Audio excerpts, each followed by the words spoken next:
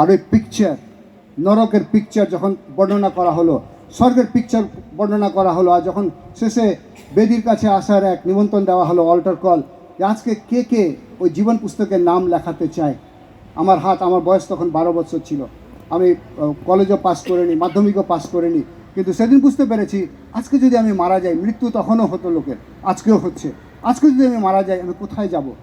আর আমি যদি মণ্ডলীর অংশ হওয়ার পরের কথা, কিন্তু আমি অনন্ত জীবনের অধিকারী হতে চাই। আর সেদিন আমি হাত তুলেছিলাম, আর সেদিন ওই ছোট্ট একটা কনফেশন প্রেয়ার, যেটা আমরা অনেকে হয়তো করেছি জীবনে, যদি না করে থাকি আমাদের করার দরকার আছে। কোনো লিডার, কোনো পাস্টরের কাছে আপনি বলবেন কী করে পাপ ক্ষমা পাওয়া যেতে পারে।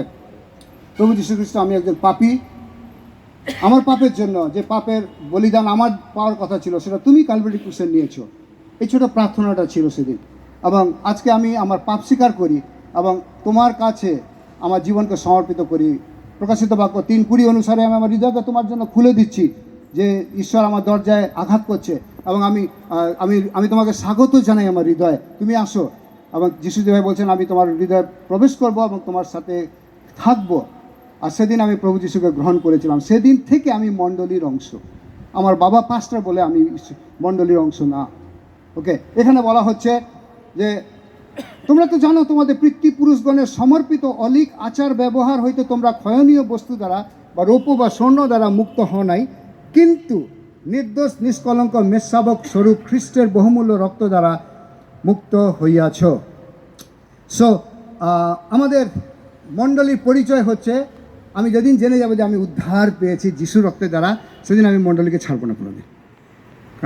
কারণ এই মণ্ডলী আমাকে উদ্ধার দিয়েছে। জগৎ আমাকে সোনা রূপা, ব্যাংক ব্যালেন্স, আমার এক্সপিরিয়েন্স, আমার এডুকেশন, আমার প্রফেশন, আমার পজিশন, আমার ওই ইনস্টাগ্রামে কত ফলোয়ার্স আছে, ফেসবুকে কত আমি কমেন্ট পাই, এগুলো আমাকে উদ্ধার দেবে না।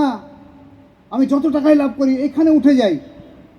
ঈশ্বরের বাক্য বলে যে আমাদের মৃত্যু অনিবার্য আছে। আর যার জন্য মণ্ডলী হচ্ছে ওই চাবি যেটা পিতরকে দেওয়া হয়েছে, যে ওই মণ্ডলী ওই চাবি খুলতে পারবে স্বর্গের দরজা এবং নরকের দরজা বন্ধ করতে পারবে। সো আমি যেদিন জেনে যাব যে মণ্ডলী আমার জন্য এটা আমার